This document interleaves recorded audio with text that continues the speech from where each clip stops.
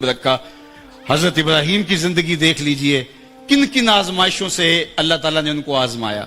सबसे पहले, क्या वो शौरी तौर पे बातिल की नफी करते हैं? उन्होंने कहा कि मैं इन बुतों की पूजा नहीं कर सकता। अल्लाह अकबर। फिर उसके बाद जबर के खिलाफ खड़े होते हैं, कहा नहीं खड़ा हो सकता, नमरूद के सामने खड़े हो गए।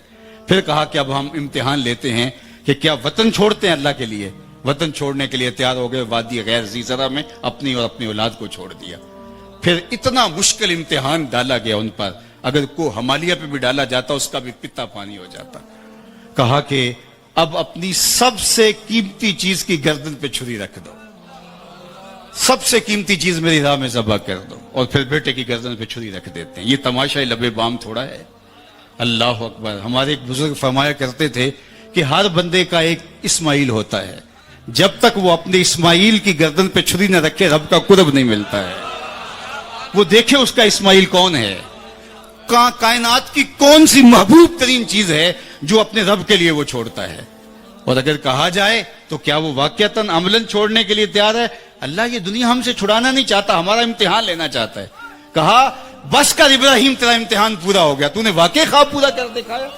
हमने तेरे बेटे को तुझसे नहीं लेना था, अल्लाह अकबर, लेकिन तेरा इम्तिहान लेना था, तू सरखुरू ठहरा, तू कामयाब ठहरा। अब हम तेरे निशानों को बाकी रखेंगे कयामत तक, अल्लाह अकबर, तेरी सुन्नत को बाकी रखेंगे। आज हम गुजरते रस्ते में आ रहे हैं और अल्लाह ने कुरान मजीद में आगे जाकर इन्ना हाज़ा लहुवल बलाउल मुबीन, ये बहुत बड़ा इम्तिहान था। और आगे चल के क्या कहा? सलामुन अला इब्राहिम, मेरा रब रब हो क्या इब्राहिम तेरे ऊपर सलामती नाज़िल। तो ये हम सड़कों से गुजरते हैं, जानवर लोग लिए जा रहे हैं, एक हुजूम है, तो बेसाख्ता जुबान से निकलता है सलामुन अला इब्राहिम, इब्राहिम तेरे ऊपर सलामती नाज़िल हो। तूने भी हद कर दी कुर्बानी देने की, ईसार की, अल्लाह के लिए सब कुछ छोड़ने की और तरक करने की। तो फिर हमने भी जो तुझे एजाज दिया, कयामत तक जो है वो तेरे नाम के मेले लगे रहेंगे। तो सूफिया ने भी अपने नफ्स की गर्दन पे छुरी फेरी, अपनी ख्वाहिशात को ज़बह किया, सब कुछ होने के बावजूद तरक किया। उनका फक्र जो है वो इस्तरारी नहीं था, उनका फक्र इख्तियारी था, और ये फक्र इख्तियारी हुजूर की मीरास है। अल्लाह महबूब से कहते हैं, महबूब अगर तुम चाहो तो ये बतहा मक्का सोने और चांदी का बना दें। जो जवाब में अर्ज गुजार होते हैं, मालिक एक दिन फाका मिले, एक दिन खाना मिले। जिस दिन फाका मिले सब्र करके दिखाऊं, और जिस दिन खाना मिले मालिक उस दिन तेरा शुक्र करूं। तो इख्तियार होने के बावजूद इसको जो है वो हुजूर ने इख्तियार फरमाया। तो सूफिया ने भी जो है वो इस जिंदगी को इख्तियार करके अपने लिए एक सादा और एक मुश्किल जिंदगी का रास्ता इख्तियार करके अपने नफ्स पे जबर किया। फिर मेरे रब ने कहा कि मैं फिर तुम्हें अब मरने नहीं दूंगा। किसी ने क्या कहा था, मिट गया मुश्ताक दिल से रंगे यादे रफ्तगा, फूल महंगे हो गए कब्रें पुरानी हो गई। किसी के पास वक्त भी कहाँ है कि वो किसी को याद रखे। मियाँ साहब ने तो कहा था कि जिन्ना बाजों एक पल नहीं संजींदे, वो शक्लां याद न रहियां। हम अपने अजीजों को भी भूल जाते हैं, लेकिन ये कौन लोग हैं कि मरने के बाद भी इनकी यादों के चिराग बुझते नहीं हैं, अकीदतों के चिराग रोशन रहते हैं, और दुनिया इनके लिए अपने दिलों में एक मोहब्बतों का जहां मौजूद पाती है। वो इसलिए कि मेरे रब से जो ताल्लुक जोड़ लेते हैं, मेरा रब फिर उन्हें हयात अब्दी अता कर देता है। आप लाहौर जाएं तो रावी के इस पार जहांगीर का मकबरा है। ये बरे सगीर का मुतलकुल इनान हुक्मरान था, नाकूस बजता था, और जब चलता था तो हटो बच्चों की सदाएं होती थी। लेकिन आज उसकी कब्र पे जाके देखें, वहां आपको कुरान पढ़ने वाली टोलियां तो नहीं मिलेंगी, ताश खेलने वाले लोग बैठे होंगे। बिल्कुल उसके साथ उसकी महबूबा मलिका नूर जहां का मकबरा है। और ये वो खातून थी कि जब बादशाह तख्त पे बैठता तो पीछे पर्दा होता और पर्दे के पीछे मलिका बैठती। بادشاہ کا کوئی فیصلہ اس کو ناگوار ہوتا تو وہ پیچھے سے کمر ٹھونکتی، بادشاہ اپنا فیصلہ تبدیل کر لیتا۔ جس کے اشارہ ابرو پہ ہندوستان کی تقدیر کے فیصلے لکھے تھے، اس کی قبر ساتھ ہی اندھیرے میں ہے۔ ان کی اپنی بیٹی زیب النساء کا شعر، بر مزار ما غریباں نہ چراغے نہ گلے، نہ پرے پروانہ سوزت نہ صدائے بلبلے۔ ہم غریبوں کی قبر پہ نہ کوئی چراغ جلانے آئے گا، نہ کوئی پھول ڈالنے آئے گا، نہ کسی بلبل نے گیت گانے ہیں اور نہ ہی کسی پروانے نے پر جلانے ہیں۔ آج یہ غریب بنے ہوئے ہیں۔ جب چلتے تھے تو لگتا تھا زمین ہل رہی ہے، نقارے بج رہے ہوتے تھے، خدام لوگوں کو ہٹو بچوں کی صدائیں لگا رہے ہوتے تھے، لیکن آج بر مزارے ما غریباں نہ چراغے نہ گلے۔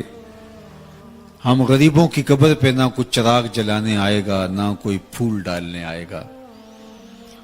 یہ میں راوی کے اس پار کی کہانی آپ کو سنائی ہے، اب راوی کا پل پار کر جائیں۔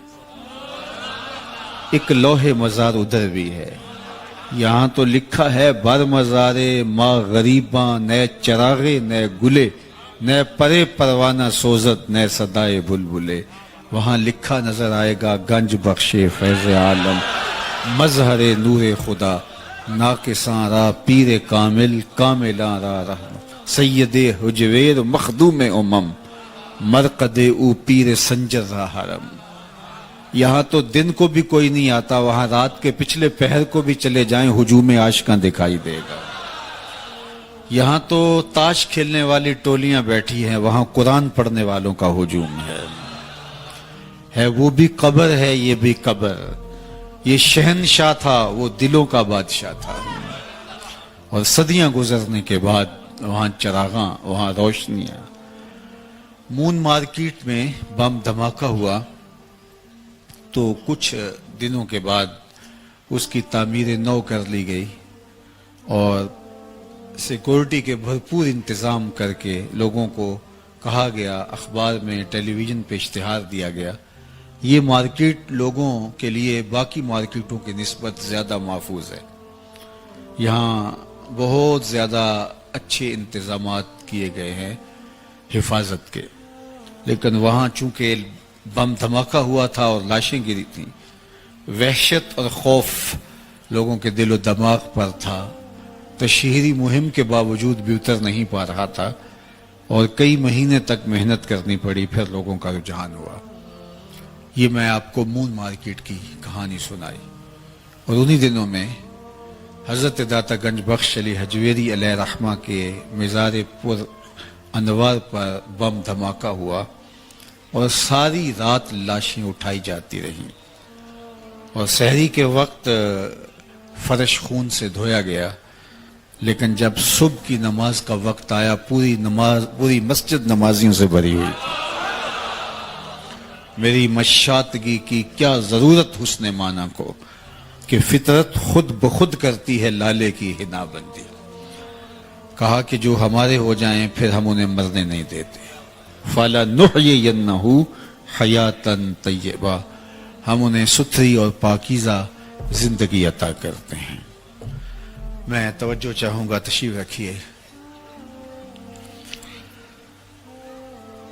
علامہ اقبال علیہ رحمہ نے اپنی والدہ کے انتقال پر جو مرثیہ لکھا تھا، اس میں انہوں نے نظریہ ارتقاء بیان کیا ہے۔ ایک تو ڈارون کا نظریہ ارتقاء ہے، جس کو ایک زمانے میں ہاتھوں ہاتھ لیا گیا۔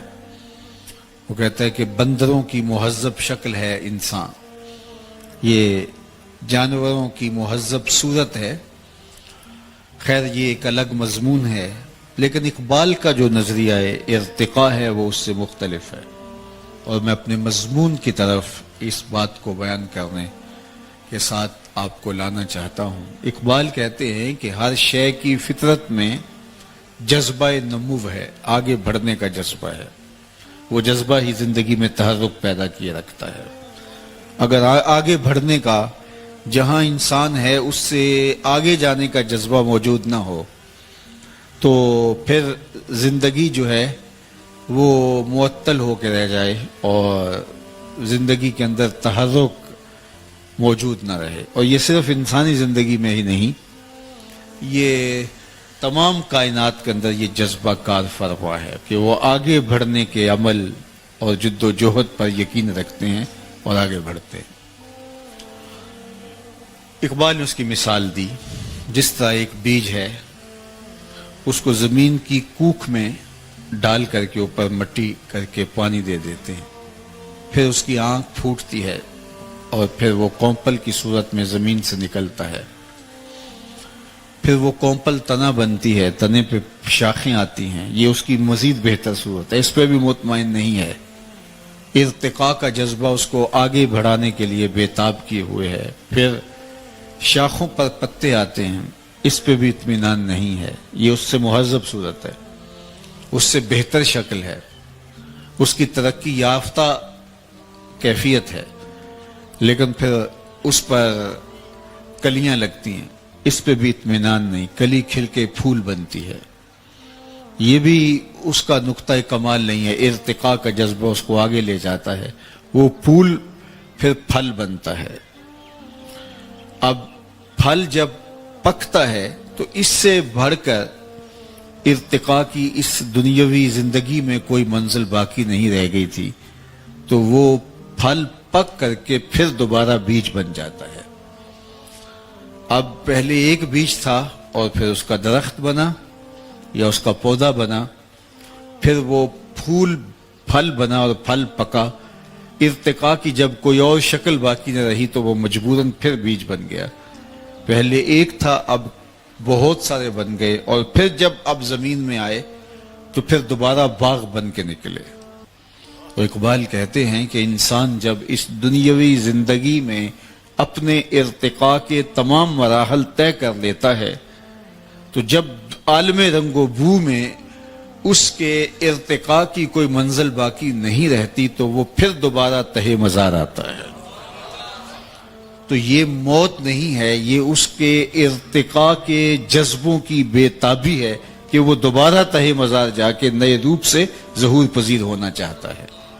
اور اس کو اقبال کے لہجے میں اگر آپ سننا چاہیں تو وہ کہتے ہیں، فطرت ہستی شہید آرزو رہتی نہ ہو، فطرت ہستی شہید آرزو رہتی نہ ہو، خوب تر پیکر کی اس کو جستجو رہتی نہ ہو. موت کو سمجھا ہے غافل اختتام زندگی، یہ ہے شام زندگی صبح دوام زندگی. تو اہل اللہ جب قبر میں اترتے ہیں تو یہ ان کی زندگی کا ایک دوسرا روپ ہوتا ہے، ایک دوسرا رنگ ہوتا ہے. جنہوں نے اپنے آپ کو مالک کے سپرد کر دیا، اس کے نام لگا دیا، وہ انہیں کیسے ختم ہونے دے گا، کیسے فنا ہونے دے گا؟ وہ نئے روپ کے ساتھ، نئے رنگ کے ساتھ، نئے آہنگ کے ساتھ ایک نئے جہان کو آباد کرتے جائیں گے، اور ان کے فیض و برکات کا سلسلہ کبھی بھی منقطع نہیں ہوگا. ورنہ دنیا کے اوپر جنہوں نے ارتقاء کے سفر کا آغاز ہی نہیں کیا، اسفل السافلین میں ڈوب گئے.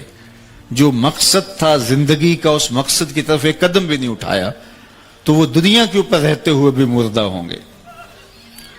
کہا گیا کہ ان کے کان ہیں لیکن سنتے نہیں ہیں، آنکھیں ہیں دیکھتے نہیں ہیں، زبان ہے بولتے نہیں ہیں، ان کے دل اور دماغ تو ہیں لیکن فہم اور ادراک کے نور سے آ رہی ہیں. چلتے ہیں زمین کے اوپر، پھٹی پھٹی آنکھوں سے آپ کو لگتا ہے کہ دیکھ رہے ہیں، لیکن قرآن پڑھیے، وَتَرَاهُمْ يَنْظُرُونَ إِلَيْكَ وَهُمْ لَا يُبْصِرُونَ. محبوب یہ آنکھیں پھاڑ پھاڑ کے آپ کو دیکھ رہے ہیں اور آپ ان کے دیکھنے کو دیکھ رہے ہو، لیکن میں خدا ہو کے کہہ رہا ہوں یہ نہیں دیکھ رہے. تو ایک وہ ہیں جو دھرتی پہ موجود ہوتے ہیں، سانس بھی لیتے ہیں، آکسیجن بھی لیتے ہیں، اور ڈاکٹر کہتا ہے یہ زندہ ہیں. طبی دنیا کے اندر وہ زندہ شمار ہوتے ہیں، لیکن کہا جاتا ہے کہ یہ مردہ ہیں. اور وہ دوسرے کہ جن کی نبض بند ہو گئی، آنکھیں بظاہر دیکھنا چھوڑ گئیں، وہ لحد میں اتر گئے، آپ جنازہ بھی پڑھ چکے، لیکن انہیں حیات طیبہ نصیب ہے. اللہ اکبر.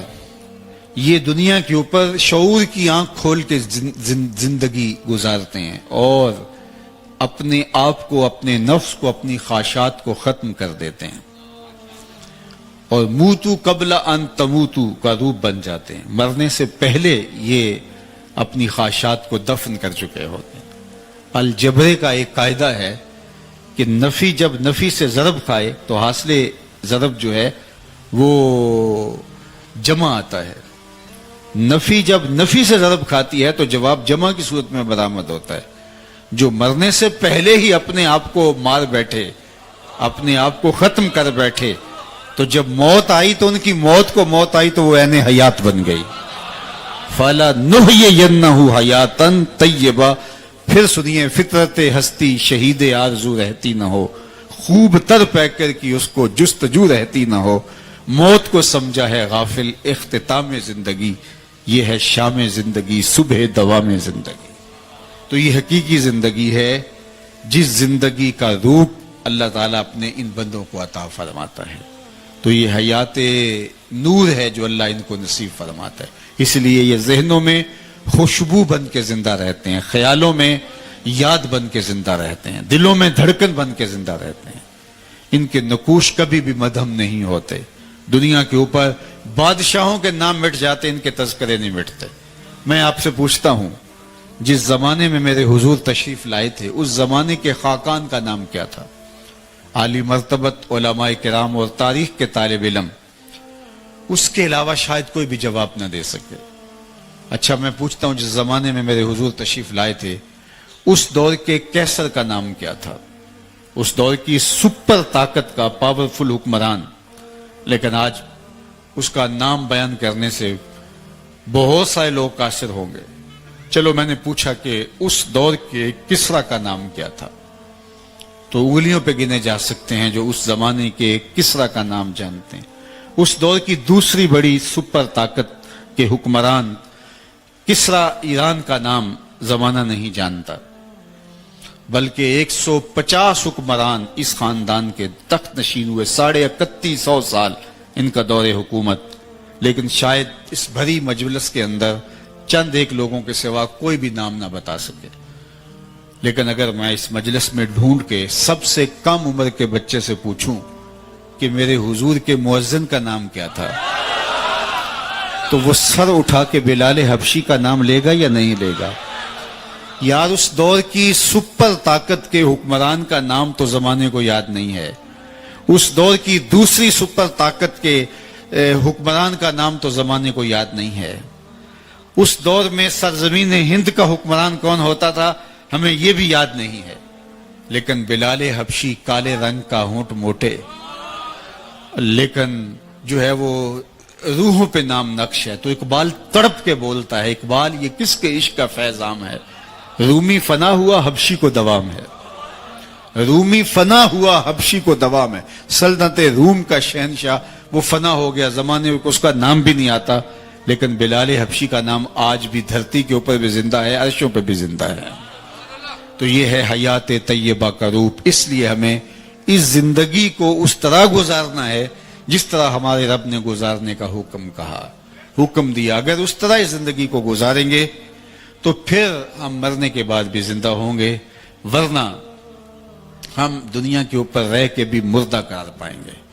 اور دوسرا، ہماری زندگی انسانوں کی زندگی نہیں ہوگی بلکہ حیوانوں سے بھی بدتر ہوگی. اولئک کالانعام بل ہم اضل.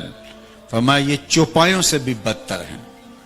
یعنی انسان ہیں، اشرف المخلوقات کہلاتے ہیں، ہوش و حواس، فہم و ادراک، بولنے کہنے کا سلیقہ سب موجود ہے، لیکن مقصد زندگی سے غافل ہونے کی وجہ سے چوپایوں سے بھی بدتر ہیں. اللہ اکبر. یہ ہے اگر یہ اپنے مقصد کو نہیں پہچان سکتا. اولیاء اللہ نے اس دنیا کی زندگی میں آ کے اپنے مقصد کو پہچانا ہے اور پھر اس مقصد کی پہچان کے لیے اپنی زندگیاں لگا دی کہ بھٹکی ہوئی مخلوق کو اس مقصد پہ لایا جائے. اور اس کے لیے انہوں نے جد و جہد کی، شعوری کوشش کی، محنت کی، اپنے آپ کو بھی نمونہ بنایا اور اپنی تعلیمات کو ان کے لیے پھیلا دیا. اور آپ دیکھیں کہ اولیاء نے پھر جہاں گئے وہاں شعور کا نور بانٹا، وہاں اجالے بانٹے، وہاں روشنیاں بانٹی. اور اولیاء کا فیضان نسلوں تک پھر منتقل ہوتا ہے. میں اور آپ اگر اپنے نسب نامے دیکھیں تو 5ویں پشت میں نہیں تو 7ویں پشت میں، 7ویں پشت میں نہیں تو 8ویں پشت میں، یا بچن لال آبا و اجداد میں آئے گا یا پھر منگل سنگھ آئے گا. یہاں کوئی پیغمبر نہیں آیا، صوفیہ آئے تھے جنہوں نے آ کے ہمارے آبا و اجداد کو دین سکھایا، دین پڑھایا. اور آج اللہ کے فضل سے، اللہ کی توفیق سے، اللہ کے کرم سے ہم اتنے لوگ اسلام کے نور سے مالا مال ہیں. اس وقت جو مردم شماری کے اعداد و شمار آ رہے ہیں اس کے مطابق 25 کروڑ کی آبادی یہاں ہے، جس میں زیادہ تر جو ہے وہ مسلمان ہیں. تو یہ اسلام کا نور اس طرح بر صغیر پاک و ہند کے باقی ممالک میں، یہاں انڈیا میں دیکھ لیجئے، بنگلہ دیش میں دیکھ لیجئے، تو یہ نور جہاں ایک بھی پیغمبر نہیں آیا ہے وہاں اجالے پھیل جاتے ہیں اور اسلام کے اجالے اور روشنیاں پھیل جاتی ہیں. تو یہ ان بزرگوں کا مرہون منت ہے جو خاندانی شخص ہیں، جو فرض شناس ہیں اور جو احسان شناس لوگ ہیں، وہ کبھی بھی اپنے محسنوں کی ناقدری نہیں کرتے. چونکہ بزرگوں کے توسط سے اسلام کا نور اس خطۂ ہند کو نصیب ہوتا ہے، اس لیے یہاں کا اغلب جو طبقہ ہے وہ شکر گزار ہے بزرگوں کا، اور اہل اللہ سے عقیدت کا رشتہ مستحکم کیے ہوئے ہیں. اور یہ مستحکم رشتہ ہی ان کے ایمان کی حفاظت کا سبب و ذریعہ ہے. اللہ اکبر. اگر تاریخ پڑھیں تو یہ بزرگ تھے جدھر سے گزرتے گئے اسلام کا نور بانٹتے چلے گئے. میں یہ بھی کہتا ہوں کہ جتنی لمبی تقریریں ہم کر رہے ہیں ان بزرگوں نے اتنی لمبی تقریریں بھی نہیں کی، بس ان کی خاموشی ہی دین بانٹتی رہی. چونکہ جو اہم چیز ہوتی ہے وہ کردار ہوتا ہے. حضرت شاہ نقشبند بخاری علیہ رحمہ فرماتے ہیں جس شخص کی خاموشی فائدہ نہیں دیتی اس کی تقریر بھی فائدہ نہیں دیتی. مطلب کیا؟ جس کا کردار اثر انداز نہیں ہوتا اس کی گفتار اثر انداز بھی نہیں ہوتی. جو گفتار دل کی اتھاہ گہرائیوں سے نہ نکلی ہو وہ تتلیوں کی طرح ہواؤں میں اڑ جاتی ہے اور تحلیل ہو جاتی ہے. اور جو دل سے نکلی ہو، فارسی والے کہتے ہیں از دل خیزت بر دل ریزت، جو چیز دل سے نکلتی ہے وہ دل میں اترتی ہے اور گھر کر جاتی ہے. اور ہمارے اسلاف کی تھوڑی گفتگو بھی دلوں میں گھر کر گئی. اور آج مختلف چینلز پہ دیکھ لیجئے، سوشل میڈیا پہ دیکھ لیجئے، اور ہمارے لائیو اجتماعات دیکھ لیجئے، اتنی تقریریں تو ماضی میں کبھی نہیں ہوتی تھی، لیکن آج صرف گفتگو اور تقریریں رہ گئی، عمل مفقود ہو گیا، اس لیے کہ یہ حلق سے اوپر اوپر ہے. اثر انداز جو ہوتا ہے وہ کردار ہوتا ہے. میرے اور آپ کے آقا و مولا حضور ختم المرتبت صلی اللہ علیہ وآلہ وسلم کی زندگی کے 63 برس آپ دیکھیے، 63 برس حضور کی زندگی کے، اور 40 سال حضور نے اعلان نبوت ہی نہیں کیا. آخری 23 سال حضور نے تبلیغی جد و جہد کی ہے، اور اس میں بھی حضور کے خطبے اٹھا کے دیکھ لیجئے، کوئی خطبہ بھی 15-20 منٹ سے زیادہ کا نہیں ہے، لیکن جو کہا وہ روح میں اترا. اس لیے صوفیہ دیکھ لے آپ، اگر تلاش کرنے جائیں حضرت خواجہ معین الدین چشتی اجمیری علیہ رحمہ کے خطابات تو آپ کو کتنے ملیں گے. اگر آپ خطبے ڈھونڈنے نکلے تو حضرت سلطان باہو علیہ رحمہ کے خطبے کتنے ملیں گے آپ کو. ان کی لمبی لمبی، ہماری تقریروں کی تو کتابیں چھپی ہوئی ہیں، ان کی تقریروں کی کتنی کتابیں آپ کو ملیں گی. ان کی تقریروں نے اثر نہیں پیدا کیا، ان کی خاموشی اور نگاہوں نے اثر پیدا کیا. ان کا کردار اثر پذیر ہوا ہے لوگوں کے رویوں پر، لوگوں کے طرز زندگی پر، لوگوں کے عمل پر. اس لیے ہمیں ضرورت ہے کہ اپنے کردار کو مضبوط بنائیں.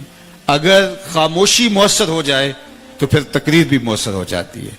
اقبال نے جب شکوے کی زبان کھولی اور بہت سارے اعتراضات کیے تو اس میں جو جواب آیا تو اس میں سے ایک جواب بھی یہ تھا کہ واعظ قوم کی وہ پختہ خیالی نہ رہی، بلکہ طبعی نہ رہی، شعلہ میں کالی نہ رہی، رہ گئی رسم آزاں روح بلالی نہ رہی، فلسفہ رہ گیا تلقین غزالی نہ رہی، مسجدیں مرثیہ خواہیں کہ نمازی نہ رہے، یعنی صاحب اوصاف وہ حجازی نہ رہے. میں عرض کرنا چاہوں گا کہ ہمارے بر صغیر پاک و ہند کے اندر کتنے لوگ آئے تھے جنہوں نے اسلام پھیلایا. وہ لاکھوں کی تعداد میں تو نہیں تھے، وہ اگر شمار کرے پورے علاقے میں ایک ہی شخص تھا، لیکن وہ روزی روٹی کمانے آئے تھے، تاجر. پھر ان سے اثر لوگوں نے قبول کیا تو اسلام کے نور سے مالا مال ہو گئے. آئے تھے وہ روزی روٹی کمانے، لیکن ان کے کردار نے ایسا اثر چھوڑا کہ پھر اسلام کا چراغاں یہاں ہو گیا.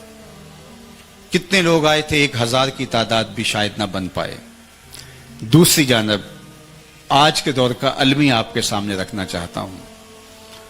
اسی عرب سے ہزاروں نہیں لاکھوں لوگ، تاجر بھی، علماء بھی، اہل علم بھی، یورپ، امریکہ اور دیگر جو ہے وہ بلاد عالم کے اندر موجود ہیں. یہاں سے بھی کسی ملک کے اندر 1 لاکھ ہیں، کسی کے اندر 2 لاکھ ہیں، کسی کے اندر اس سے کم یا زیادہ ہیں.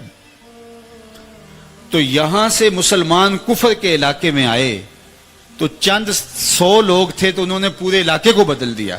اور یہ لاکھوں لوگ کفر کے علاقے میں گئے ہیں، وہاں تو کوئی ایک بھی کافر نہیں رہنا چاہیے. لیکن جب ان علماء سے پوچھیے، مولانا زبیر صاحب ہیں، باقی، کہ وہاں جب یہ جاتے ہیں ان سے بات ہوتی ہے تو وہاں کے لوگ کیا کہتے ہیں؟ دعا کرو کہ ہماری اولادیں مسلمان رہ جائیں. وہ کافروں کے دیس میں آئے اور یہاں اسلام دے کے گئے، اور ہم لوگ کافروں کے دیس میں گئے ہیں اور ہمیں حفاظت اپنی اولادوں کی کرنی پڑتی ہے کہ یہ ان کا رنگ قبول نہ کر لیں. تو پھر مطلب کیا ہوا کہ آج کا مسلمان اور اس دور کا مسلمان تبلیغ کے اعتبار سے، واعظ کے اسلوب کے اعتبار سے آج جدید خطابت کے رنگ اور نکھر کے بہت زیادہ نمایاں ہو گئے ہیں. اس فن پہ کتابیں دستیاب ہیں، ذرائع ابلاغ بہت سارے میسر ہیں. پہلے اتنے لوگوں پر کے لیے خطاب کرنا مشکل ہوتا تھا، اب اس سے بھی 50 گنا لوگ زیادہ ہوں تو ایک خطیب یہاں بیٹھ کے، بلکہ لائیو ایک چینل کے اوپر بیٹھ کے پوری دنیا پہ اپنا میسج دے رہا ہوتا ہے. آسان ہو گیا. لیکن اس کے باوجود آج وہ اثر پذیری اس لیے نہیں رہی کہ رہ گئی رسم آزاں روح بلالی نہ رہی، فلسفہ رہ گیا تلقین غزالی نہ رہی، مسجد مرثیہ خواہیں کہ نمازی نہ رہے، یعنی صاحب اوصاف وہ حجازی نہ رہے. ہر کوئی مست مئے ذوق تن آسانی ہے، تم مسلمان ہو یہ انداز مسلمانی ہے. حیدری فقر ہے نئے دولت عثمانی ہے، تم کو اسلاف سے کیا نسبت روحانی ہے. وہ معزز تھے زمانے میں مسلمان ہو کر، تم خار ہوئے تار کے قرآن ہو کر. ہماری پستی، ذلت، زبونحالی کا سبب کتاب رحمت سے دور ہو جانا ہے. ہم صرف جو ہے وہ نام کے مسلمان رہ گئے، وہ کام کے مسلمان تھے. ان کی ہماری تقریر رہ گئی، ان کا رویہ تھا، ان کا عمل تھا اور ان کا کردار تھا. تو وہ کردار اثر پذیر ہوتا ہے. اس لیے صوفیاء کی صحبت میں آنے کا مقصد ہمارے لیے یہی ہوتا ہے کہ ہم ان کی صحبت کا نور پا کے اپنے کردار کو بہتر بنا سکیں. چونکہ خاموشی مؤثر بنے گی تو تقریر مؤثر بنے گی. تو اللہ جل شانہ اس آستانہ رحمت کو، اس آستانہ نور کو، جن کے بزرگان نے رشد و ہدایت کا نور ایک زمانے میں پھیلایا، وابستگان کو اللہ تعالیٰ جل شانہ اس در کی برکتیں عطا فرمائے اور ہم سب کو مقصد حیات کو سمجھنے کی توفیق دے. یہ تھوڑی سی زندگی ہے، اس زندگی کو اپنی آخرت کے لیے لگا دینا چاہیے. مقصد حیات کو اچھی طرح سے ہمیں حاصل کر لینا چاہیے. ہم دنیا کے اوپر آئے کیوں ہیں؟ صرف روزی روٹی کمانے آئے ہیں. وہ تو چونٹی بھی گھر سے نکلتی ہے، صبح نکلتی ہے، شام تک رزق حلال کماتی ہے، کسی کو ضرر نہیں دیتی، خود کھاتی ہے، بچوں کو کھلاتی ہے، موسم برسات کے لیے اپنی بل میں کھانا جمع بھی کر لیتی. یہ اگر کام انسان کا بھی ہو کہ اس نے بھی کھانا ہے، پکانا ہے اور اس نے جو ہے وہ اپنا گھر بنانا ہے، یہ کام تو حشرات الارض اور کیڑے مکوڑے بھی کر رہے ہیں. انسان اپنے دیگر مشارکات سے افضل اور اشرف کیوں ہے؟ اس کا سبب اور اس کا ذریعہ کیا ہے کہ یہ کیوں باقی مشارکات سے افضل ہے اور باقی مشارکات سے جو ہے وہ اعلیٰ ہے؟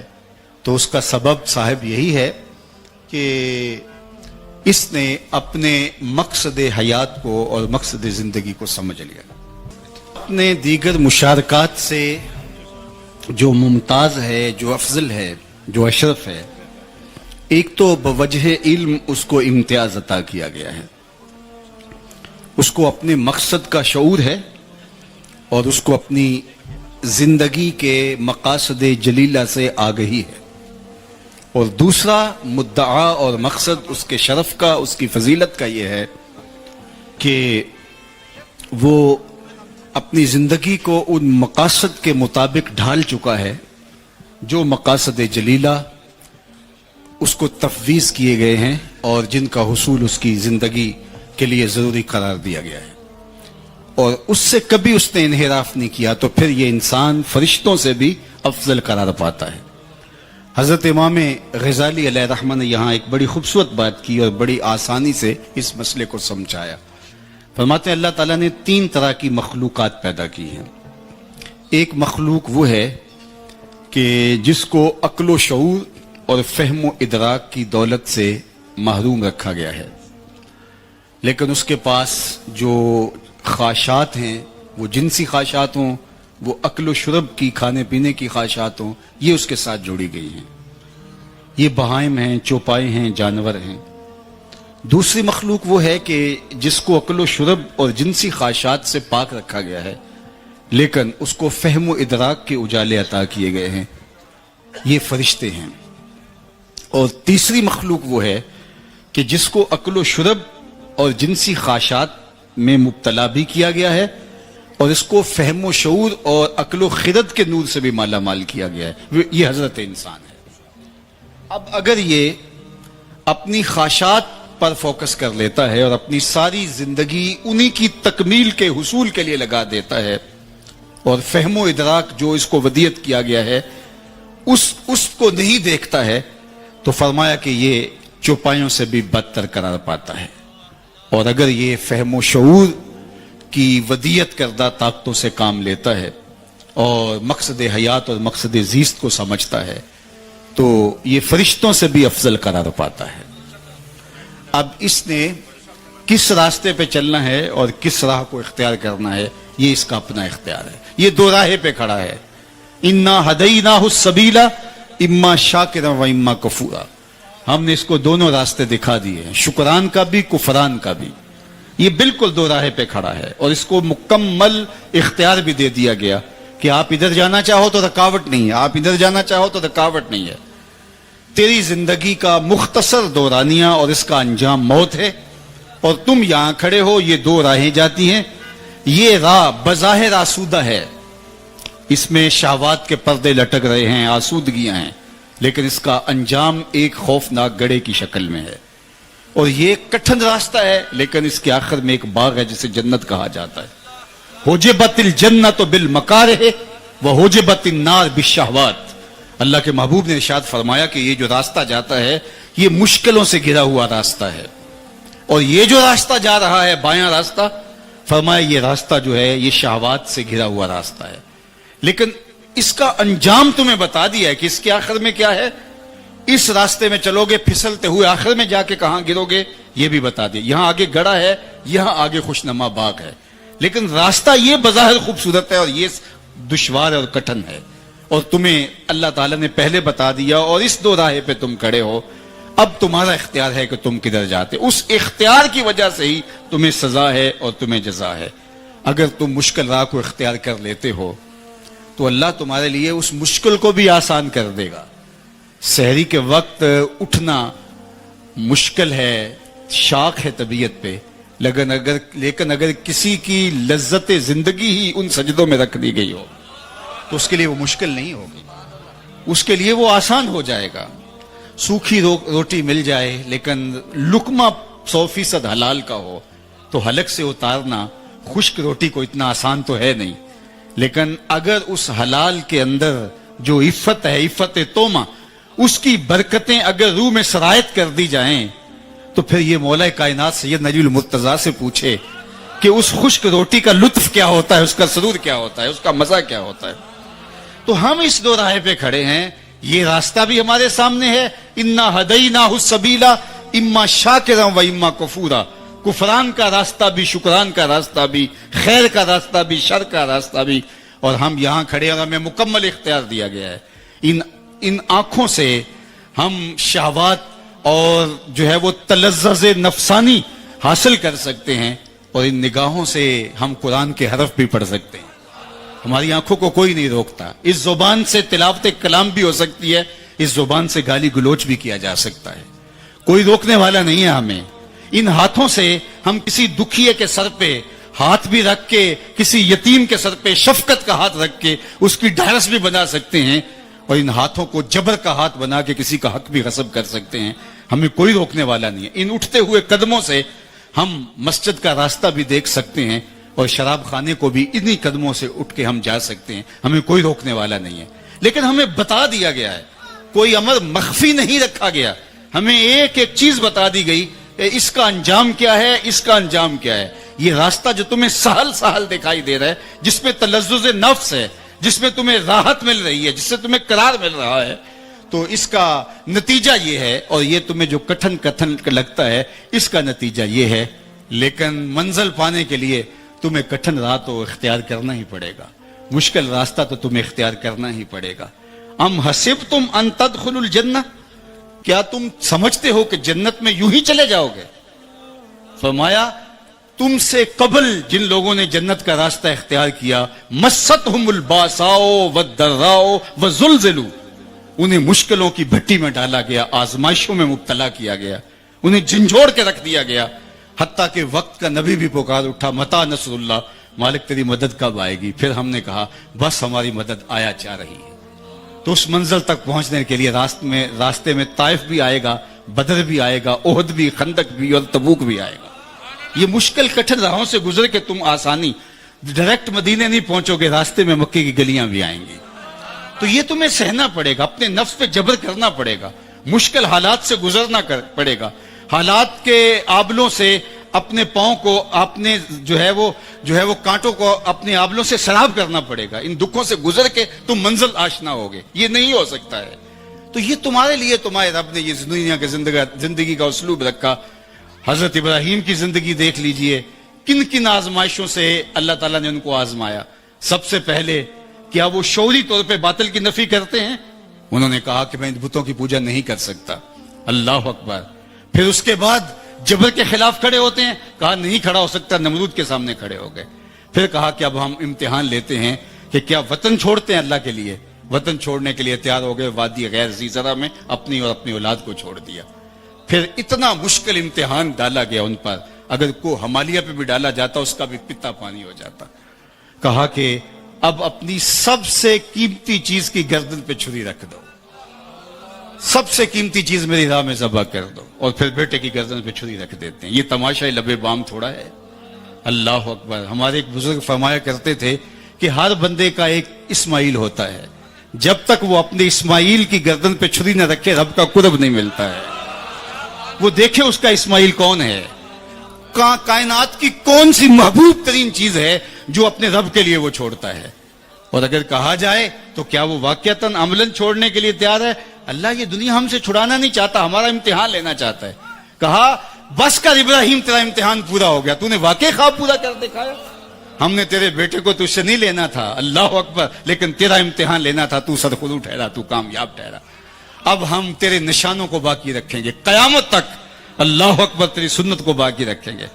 آج ہم گزرتے رستے میں آ رہے ہیں، اور اللہ نے قرآن مجید میں آگے جا کر ان ھذا لہو البلاء المبین، یہ بہت بڑا امتحان تھا، اور آگے چل کے کیا کہا؟ سلام علی ابراہیم، میرا رب ہو کیا ابراہیم تیرے اوپر سلامتی نازل ہو۔ تو یہ ہم سڑکوں سے گزرتے ہیں، جانور لوگ لیے جا رہے ہیں، ایک ہجوم ہے، تو بے ساختہ زبان سے نکلتا ہے سلام علی ابراہیم، ابراہیم تیرے اوپر سلامتی نازل ہو۔ تو نے بھی حد کر دی قربانی دینے کی، ایثار کی، اللہ کے لیے سب کو چھوڑنے کی اور ترک کرنے کی، تو پھر ہم نے بھی جو تجھے اعزاز دیا، قیامت تک جو ہے وہ تیرے نام کے میلے لگے رہیں گے۔ تو صوفیاء نے بھی اپنے نفس کی گردن پہ چھری پھیری، اپنی خواہشات کو ذبح کیا، سب کچھ ہونے کے باوجود ترک کیا۔ ان کا فقر جو ہے وہ اضطراری نہیں تھا، ان کا فقر اختیاری تھا، اور یہ فقر اختیاری حضور کی میراث ہے۔ اللہ محبوب سے کہتے ہیں محبوب اگر تم چاہو تو یہ بطحہ مکہ سونے اور چاندی کا بنا دیں، جو جواب میں عرض گزار ہوتے ہیں مالک ایک دن فاقہ ملے ایک دن کھانا ملے، جس دن فاقہ ملے صبر کر کے دکھاؤں، اور جس دن کھانا ملے مالک اس دن تیرا شکر کروں۔ تو اختیار ہونے کے باوجود اس کو جو ہے وہ حضور نے اختیار فرمایا۔ تو صوفیاء نے بھی جو ہے وہ اس زندگی کو اختیار کر کے اپنے لیے ایک سادہ اور ایک مشکل زندگی کا راستہ اختیار کر کے اپنے نفس پہ جبر کیا۔ پھر میرے رب نے کہا کہ میں پھر تمہیں اب مرنے نہیں دوں گا، تمہیں حیات طیبہ دوں گا۔ پھر آئیے اقبال کے اس شعر کی طرف، فطرت ہستی شہید آرزو رہتی نہ ہو، खूब तर पैकर की उसको जुस्तजू रहती ना हो। मौत को समझा है गाफिल इख्तिताम जिंदगी, ये है शाम जिंदगी सुबह दवा में जिंदगी। फला नुहयिन्नहु हयातन तय्यबा, कहा कि हम उनको हयाते तय्यबा देते हैं, फिर उनको मरने नहीं देते। अरश फरश्ते बांगा मिलियां ते मक्के पै गया शोर, बुल्ले शाह सा मरना नाही गोर प्या कोई होर। फला नुहयिन्नहु हयातन तय्यबा, हमें सुथरी जिंदगी, पाकीज़ा जिंदगी, ना खत्म होने वाली जिंदगी उन्हें देते हैं। वो फिर मर के भी जो है वो जिंदा होते हैं। और जो अल्लाह जल्ला शानहू के वादों पर सब्र नहीं कर पाते, वो जिंदा रहकर भी मुर्दों की तरह होते हैं। तो मैं और आपने ये सोचना है। देखिए, सूफिया की जिंदगी हमारे लिए अमली नमूना होता है। मैं तो अक्सर देखता हूं आरास पे, अमूमी तौर पे बुजुर्गों की करामात पर ही ज्यादा बात होती है। मैं करामात का मुनकिर नहीं हूं, ये बात ज़हन में रखिए। करामत का मिन हैसुल करामत इनकार कुफ्र है। वो करामात जिनका बयान कुरान मजीद में मज़कूर है, उसका इनकार भी कुफ्र है। जैसे आसिफ बिन बरखिया का तख्ते बिल्किस लाना है, सैयदा मरियम के हुजरे में बेमौसम फलों का मौजूद होना है, कुरान का इनकार लाजम आएगा।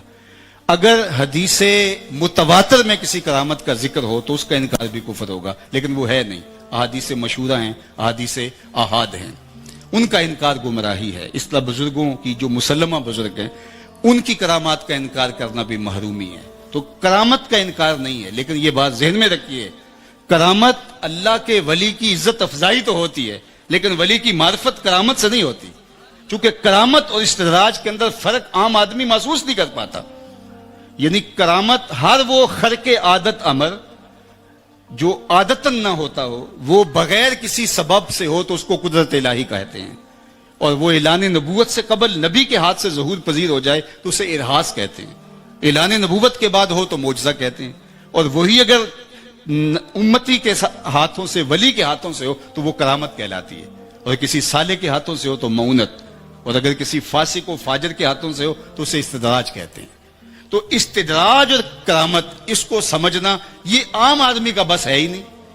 हजरत शेख अली अल खवास फरमाते हैं, हजरत दाता गंज बख्श अली हजवेरी कश्फुल माजूब में लिखते हैं कि हजरत शेख अली अल खवास कहते हैं, मैं जंगल में जा रहा था तो एक शख्स मेरे पास आया, कहने लगा आप अली अल खवास हैं? मैंने कहा जी। उसने कहा मैं आपके साथ सफर करना चाहता हूं। तो मैं बहुत दूर से आया हूं और मैं ईसाई हूं, नसरानी हूं, और मैंने आपकी शोहरत सुनी। तो कहते हैं मैंने उसको टालना चाहा, मैंने कहा मेरे साथ तुम बर्दाश्त नहीं कर पाओगे। उसने कहा नहीं जनाब, मुझे महरूम न रखिए, बड़ा लंबा सफर काट के आया हूं।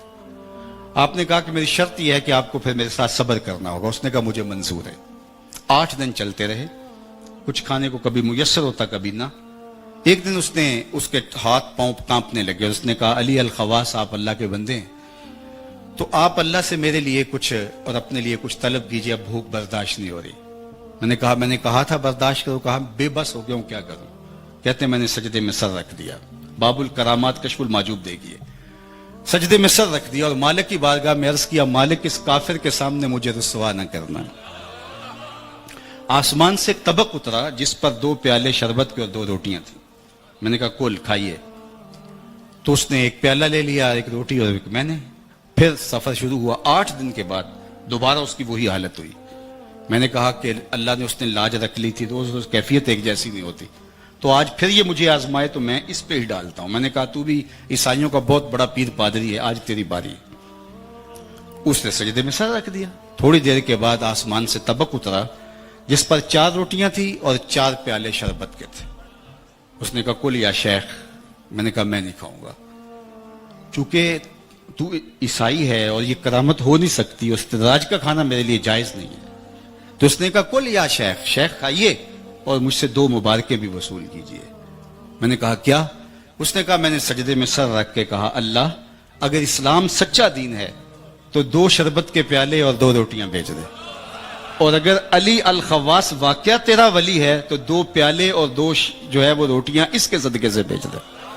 तो ये 4 प्याले और 4 रोटियां हैं, तो इसका मतलब इस्लाम भी सच्चा है और आप भी अल्लाह के वली हैं, और आप हाथ बढ़ाइए और मुझे इस्लाम में दाखिल कीजिए। अब इस पर जो बात समझने की है, हजरत दाता साहब ने जिस पे गुफ्तगू करते हुए कहा, फरमाते हैं कि अली अल खवास जैसा बुजुर्ग यहां कहता है कि अब ये जो है इस्तिदराज है या करामत है। अल्लाह अकबर। तो कहा ये बहुत बारीक फर्क है। اس کو ہر بندہ محسوس نہیں کر سکتا. تو میں اور میرے اور آپ کے لیے یہ معیار ہی نہیں ہے.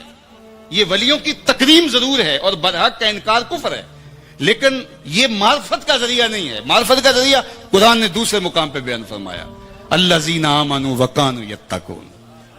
امام غزالی نے, امام رازی نے یہ فرمایا, قوت نظریہ اور قوت عملیہ یہ جتنی مضبوط ہوگی, بڑی اونچی ہوگی, اس قدر ہی جو ہے وہ اللہ کا بڑا ولی ہوگا. اور پھر اس کا نظریہ بھی اتنا مضبوط ہوگا, اور پھر اس حساب سے اس کے منصب کے اعتبار سے اس کے تقوی کا معیار بھی اس کے مطابق ہوگا.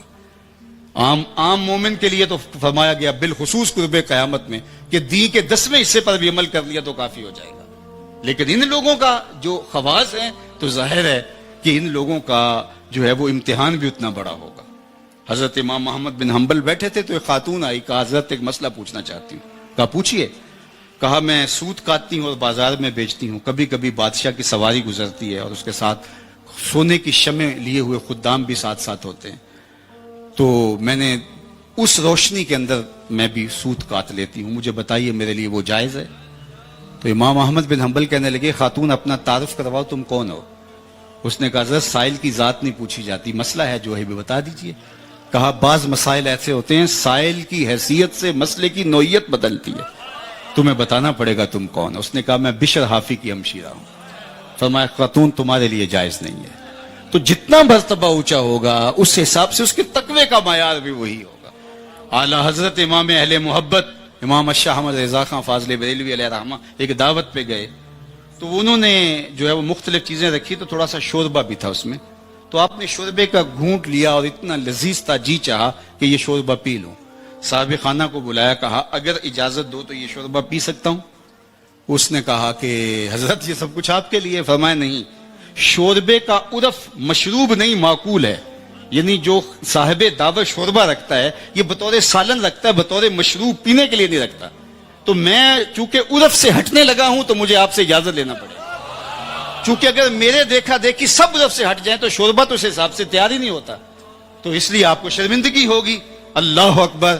میں اور آپ اپنے رویے دیکھیں, اپنا طرز زندگی دیکھیں, ہمارے بزرگ جن کا آج نام ہے ان کی احتیاطیں دیکھیں. امام اعظم ابو حنیفہ علیہ رحمہ یہ تھے بزرگ, یہ تھی ولایت, یہ تھے صوفیاء.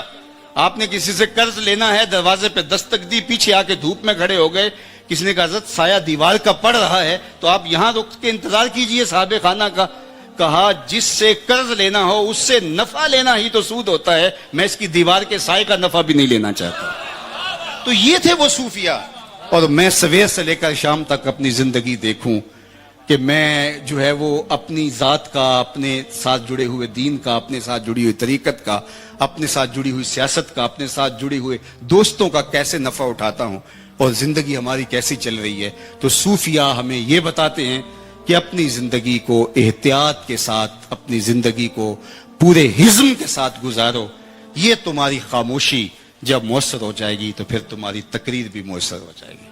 تو اس لیے وہی بات جہاں سے شروع ہوئی بات وہاں آ کے ختم ہوتی ہے کہ جس شخص کی خاموشی نفع نہیں دیتی اس کی تقریر بھی نفع نہیں دیتی. ہمارے بزرگوں کی خاموشیوں نے تبلیغ کی ہے اور ہماری تقریریں بے اثر ہو کے رہ گئی ہیں. اس لیے اقبال نے ایک موقع پہ تو پھر آخر میں یہی کہا, خاموشی گفتگو میری, بے زبانی ہے زبان میری. اور سیدنا علی المرتضیٰ نے فرمایا جب عقل کامل ہو جاتی ہے پھر گفتگو کم ہو جاتی ہے. ظاہر ہے پھر انسان کا کردار بولتا ہے, انسان کا رویہ بولتا ہے. اور ہمارے اسلاف نے یہی کیا اور ان کی نظریں اٹھی اور 90 لاکھ کافروں کو کلمہ توحید پڑھا دیا. اور ہماری چینلوں پہ پھیلی ہوئی اور مختلف ذرائع سے پھیلی ہوئی تقریریں کانوں کے تلذذ کے علاوہ کچھ باقی نہ بچا, اس لیے کہ اس کے پیچھے جو ہے وہ ہمارے کردار کا زور نہ رہا. تو کردار کی طاقت آپ کو مؤثر بناتی ہے. اور آج ہمارا جو مسئلہ امت مسلمہ کا ہے وہ یہی ہے کہ آج ہمارے پاس گفتار بہت ہے, کردار ہمارے پاس نہیں رہا. تو کردار کے نہ رہنے سے قومیں کبھی بھی آگے نہیں بڑھتی. اور آج ہم جس طرح سے ہیں, اللہ ہمیں صوفیاء کی حقیقی تعلیمات کے اجالوں میں زندگی بسر کرنے کی توفیق ارزانی فرمائے.